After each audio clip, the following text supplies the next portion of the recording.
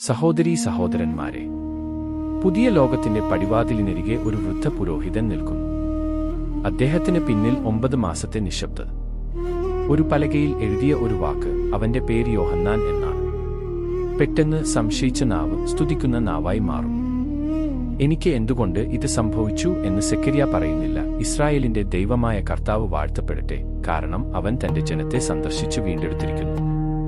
ക്രിസ്മസിന് തൊട്ടുമുമ്പ് സഭയുടെ ഗാനമാണിത്. ബെത്ലഹേമിൽ ശിശു ജനിക്കുന്നതിനു മുമ്പ് ഒരു പ്രഭാതഗീതം. സെക്കരിയ വിശ്വസിക്കാൻ കഴിയാത്തതിനാൽ നിശബ്ദനായി. ഇപ്പോൾ വിശ്വസിക്കാൻ കഴിയുന്നതിനാൽ അദ്ദേഹം പാടുന്നു. ഇത് ശ്രദ്ധിക്കുക.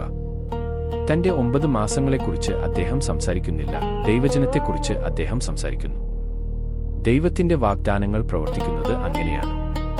അവ ഒരിക്കലും സ്വകാര്യമല്ല, അവ കവിഞ്ഞൊഴുകാൻ ഉദ്ദേശിച്ചുള്ളതാണ്. നിങ്ങളുടെ സ്വന്തം കാലതാമസത്തെക്കുറിച്ച് ചിന്തിക്കുക. ഉത്തരം ലഭിച്ചില്ലെന്ന് തോന്നുന്ന പ്രാർത്ഥന, വരാത്ത രോഗശാന്തി, തടസ്സപ്പെട്ടതായി തോന്നുന്ന സാഹചര്യം. സെക്കരിയ ഇന്ന് നമ്മോട് പാടുന്നു, ദൈവത്തിന്റെ കാലതാമസം, ദൈവത്തിന്റെ നിഷേധങ്ങളല്ല. ചിലപ്പോൾ കർത്താവ് നമുക്ക് ഒരു വിശുദ്ധ നിശബ്ദത നൽകുന്നു. അതിനാൽ വിശ്വാസം ആഴമുള്ളതാക്കാനും നമ്മുടെ ഹൃദയങ്ങൾ തുറക്കാനും കഴിയും. ആ നിമിഷം വരുമ്പോൾ ആദ്യ വാക്ക് എന്തുകൊണ്ട് കർത്താവേ എന്നല്ല, മറിച്ച് കർത്താവ് വാഴ്ത്തപ്പെടട്ടെ. സെക്കരിയയുടെ പാട്ടിന്റെ അവസാനം നമ്മൾ കേൾക്കുന്നു, ഉയരത്തിൽ നിന്നുള്ള സൂര്യോദയം നമ്മെ സന്ദർശിക്കും, ഇരുട്ടിൽ ഇരിക്കുന്നവർക്ക് വെളിച്ചം നൽകും. ഇരുട്ട് യഥാർത്ഥമാണ്. പാപം, ഭയം, കഷ്ടപ്പാട്, മരണം പോലും. പക്ഷേ അത് അന്തിമമല്ല. സൂര്യപ്രകാശം ഒരു ആശയമല്ല, സൂര്യപ്രകാശം ഒരു വ്യക്തിയാണ്. യേശു ബെത്ലഹേമിൽ ജനിക്കാൻ പോകുന്നു, ഒരു പുൽത്തൊട്ടിയിൽ കിടക്കാൻ പോകുന്നു, ഒരു കുരിശിൽ തൂങ്ങാൻ പോകുന്നു. ഓരോ ക്രിസ്മസും ആ സൂര്യോദയത്തിന്റെ ഒരു കിരണമാണ്. ഇത് അടുത്തിടെ എനിക്ക് ഹൃദയസ്പർശിയായി വെളിപ്പെട്ടു. ഒരു വീടിനെ ആശീർവദിക്കാൻ എന്നോട് ആവശ്യപ്പെട്ടു. അകത്ത് ഒരു ചെറിയ മുറിയിൽ 14 വർഷത്തിലേറെയായി കുമ്പസാരത്തിന് പോകാത്ത ഒരാൾ കിടന്നു. ഞാൻ അദ്ദേഹത്തെ അഭിവാദനം ചെയ്തയുടനെ അദ്ദേഹം പറഞ്ഞു, പിതാവേ, ദയവായി എന്നോട് കുമ്പസാരത്തിന് പോകാൻ ആവശ്യപ്പെടരുത്. അദ്ദേഹത്തിന്റെ കണ്ണുകളിൽ ആഴത്തിലുള്ള വേദന ഉണ്ടായിരുന്നു. ഒരുപക്ഷേ കോപം, ദൈവത്തോടുള്ള നിരാശയായിരിക്കാം. ഞങ്ങൾ വാദിച്ചില്ല, ഞങ്ങൾ പ്രാർത്ഥിച്ചു. പിന്നെ എന്റെ ഹൃദയത്തിൽ ഞാൻ പറഞ്ഞു, കർത്താവേ, അവന്റെ കഥ അങ്ങേക്ക് അറിയാം. സമയമാകുമ്പോൾ നീ അവനെ വീട്ടിലേക്ക് കൊണ്ടുവരിക. പലപ്പോഴും ഇതാണ് ഞങ്ങളുടെ ദൗത്യം.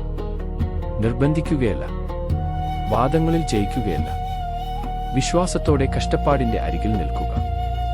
ദൈവത്തിന്റെ ഉത്തരം എല്ലായ്പ്പോഴും തൽക്ഷണ രക്ഷയല്ല, എല്ലായ്പ്പോഴും വിശ്വസ്ത സാന്നിധ്യമാണ്. അപ്പോൾ സെക്കരിയ കുട്ടിയോട്, കുഞ്ഞേ, നീ കർത്താവിന്റെ വഴി ഒരുക്കും. ആ കുട്ടി യോഹന്നാൻ ബാപ്തിസ്മകാരനാണ്. ആ ദൗത്യം ഇപ്പോൾ നമ്മുടേതാണ്. സ്നാനത്തിലൂടെ നമ്മുടെ കുടുംബങ്ങളിൽ, ജോലിസ്ഥലത്ത്, നമ്മുടെ അയൽപക്കങ്ങളിൽ.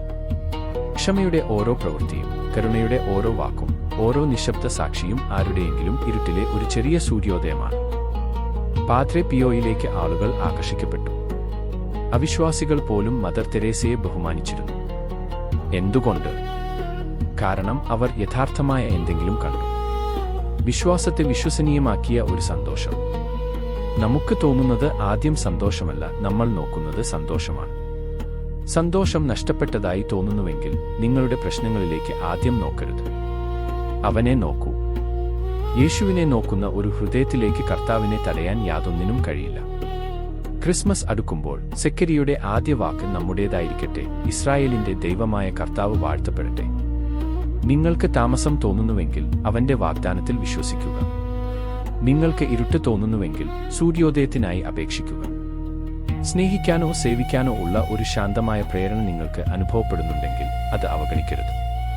കർത്താവ് വരുന്നു. അവൻ നിങ്ങളിലൂടെ വരാൻ ആഗ്രഹിക്കുന്നു. ആമേൻ. Ho ho, before you go, a quick Christmas thank you.